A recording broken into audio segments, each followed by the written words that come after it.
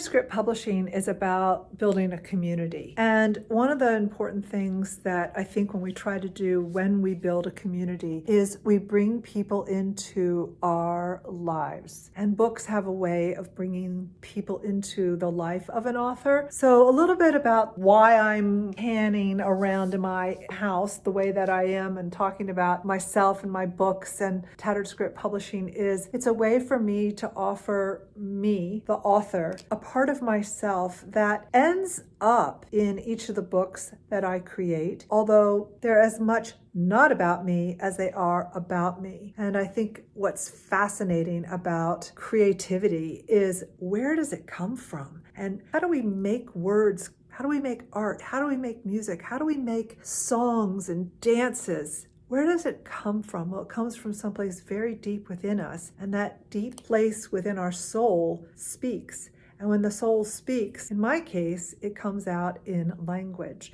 And so the language is really a soul-speaking language. Well, that's universal. That's all of us. So when I create a character, such as Emily in Restless, she's you, she's me, she's your next door neighbor, she's everyone, because we are as much unique and individual as we are part of the collective, as we are of one another. And that's kind of hard and kind of out there to think about. But I think about those things a lot. So when I create a character, I create someone who belongs in my living room, although this is set in Paris in late 1800s, as much as she belongs in another time. And so this idea that we can bring ourselves into a character, into a story, into a book, that fascinates me. We live as storybook characters. We live in our own stories. So I think Tattered Script Publishing is creating a way for us to talk about the importance of self-discovery. And so by creating books that